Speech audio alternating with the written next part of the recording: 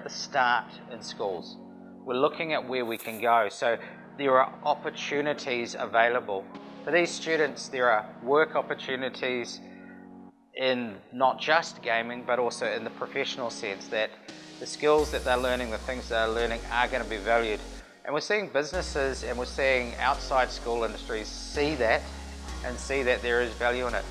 But to be honest, we're at the early stage and we are still working at getting across the recognition and the approval, people accepting what we do and accepting it as a sport and accepting it as a skill. So it's still early days and we look forward to seeing what can. I think the biggest thing in schools is that we need a competition, we need a table, we need somewhere where we can get focus on what they're doing and that it can be valued, and that's really what I'm looking forward to starting, working with other schools and just becoming big. In all honesty, I think within 5 years you will see that every school has an esports team, and that even though we're starting, this is something that is going to grow and it's going to grow really quick.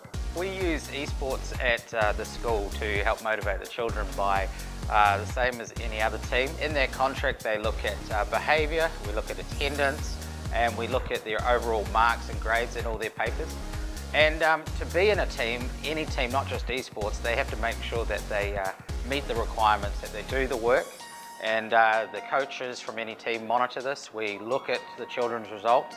And so being in any team is a privilege, but especially for the esports, we're able to address some of the students that won't be in the more physical sports. So it's really good for them. They get to come in and play in a team and work with the others. What happens is we have at the school some children who are gifted in physical sports and gifted out in rugby and things like that. But we also have a whole group of students who have different abilities and different skills. One of them is esports.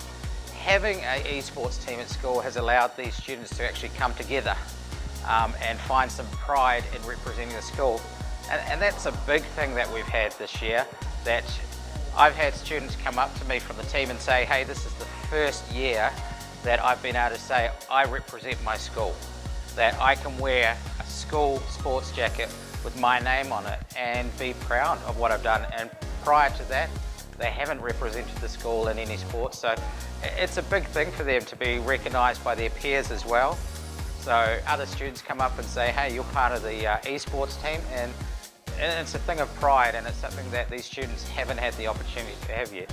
It's important to have an esports club. There's a huge population in schools which don't do any extra activities. And if having an esports club, some of them might actually be into the whole esports scene. A really important thing that we want is we want esports included into mainstream sports. We don't want it separate. We want that people say, I can be in a League of Legends team, I can be in a esports team, and that it can be given the same recognition as if I'm in a rugby team or if I'm in a soccer team. It's important that when we're looking at esports that we recognise that there is a future in this. And we're not just talking about that professional gaming, there is a huge range. It improves future job opportunities because it's not just with a keyboard. You can also do it with joysticks and whatnot, and even in medicine, you know, like brain surgery. They use controllers, you know, they use cameras, they use operating systems to perform complicated surgeries and tasks that people can't just do by themselves. Come and look at what these students are doing. Look at how involved they are in these games. Look at how much they enjoy it. There's so much more to gaming than what we think. When we look back at what gaming was as we were kids, it's changed, it's developed, it's a whole new world. And all I ask is that teachers come in and have a look. Let the children, let the students explain to you what they're doing. Let them show you. Don't expect to guide them, but be there along the way just to help them. Allow them to get the skills, to get what they need, and then you and us as adults to come in and show them how that they can use this in their life. And they can. Gaming is something that they can use in everyday life, and it's something that they can use now and as an adult.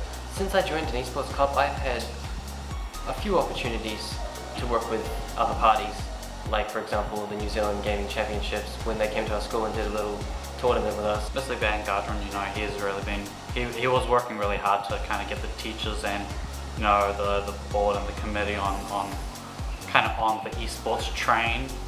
The event that we had in the hall was really just to showcase that and to show that, you know, high schools can also, you know, get into esports, and, you know, why shouldn't we? Because it's a evolving community. Esports is already one of the largest sporting communities in the world, with grand prizes of like millions of dollars, and, you know, international teams and championships and tournaments. Before I was a part of the esports club, I really slacked off, and knowing that when I became a part of the esports club, I had a little drive to start going to school, because I can do what I love.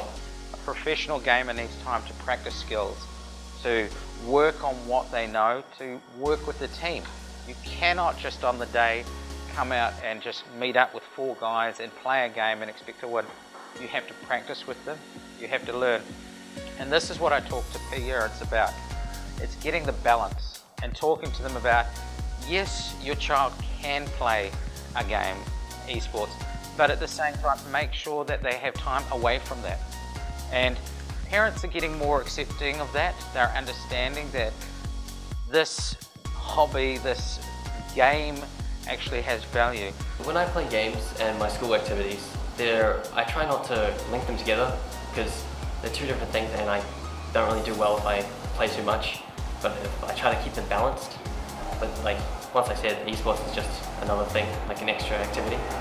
Esports in school is a fairly new thing, and it's one thing that's really exciting. There are a lot of possibilities where we can go. I'd like to say that esports has a big impact through schools in community and workplaces, but at the moment we're starting.